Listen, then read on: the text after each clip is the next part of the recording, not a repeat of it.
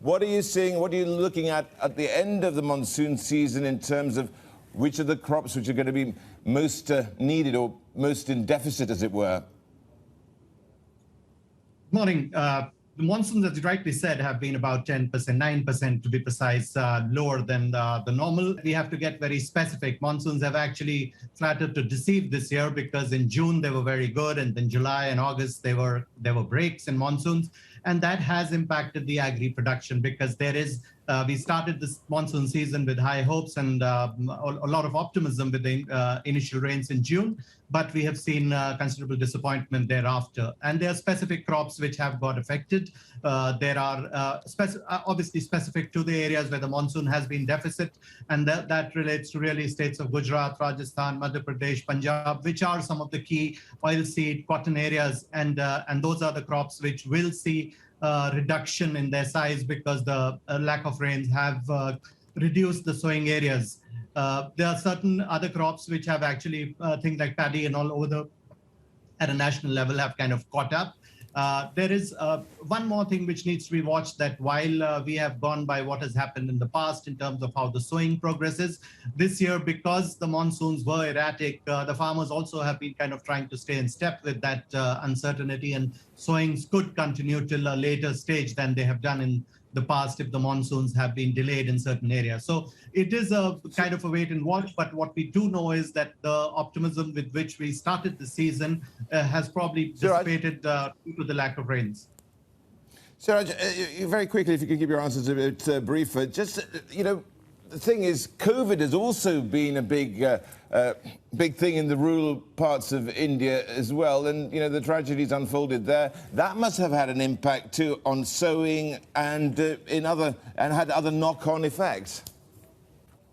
Okay, COVID did impact the rural areas this time more significantly than it did in the past. However, what saved the day was that the larger impact time was between April and May and early June, while the sowing period actually started June onwards. So the sowing was not really affected by COVID. Certain districts may have had that impact, but overall, I don't think COVID impacted the sowing really, because the monsoons actually, the sowing actually happens after the first week of June, by which time a large part of the COVID impact had been brought under control. Siraj, do you think we need to see government intervention to help the farmers?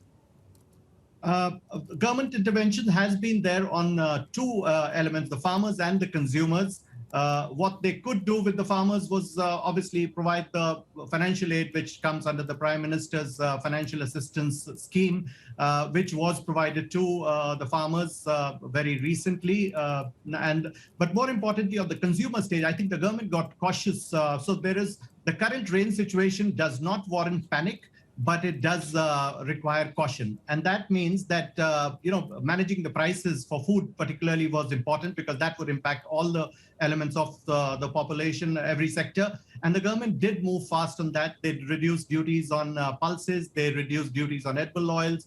They have allowed the import of soybean meal, which is to sort of manage the input costs for the poultry sector.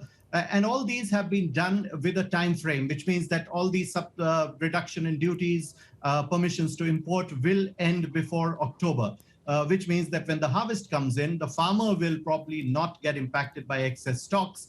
And so there is a awareness within the government that prices could have gone up during this period, and they did take these measures. Let's see how much they impact or they actually help to solve the problem of food inflation, but the government has certainly made the moves.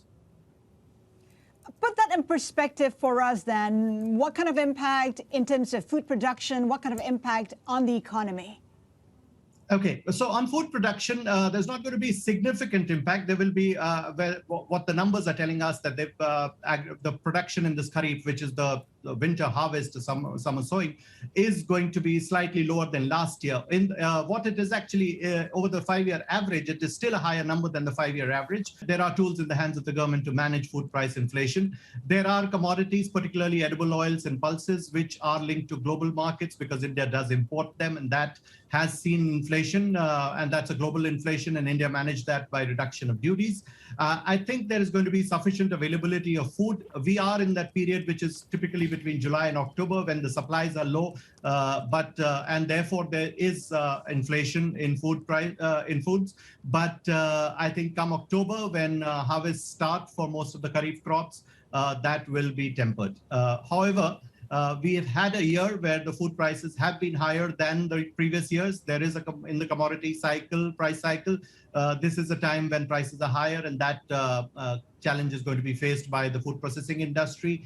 But it could be it will be beneficial for the farmers, because even if there's a slight reduction in their crops or the areas that they've sown, the higher prices should yield them greater returns, and that should negate the concern on rural economy coming under pressure.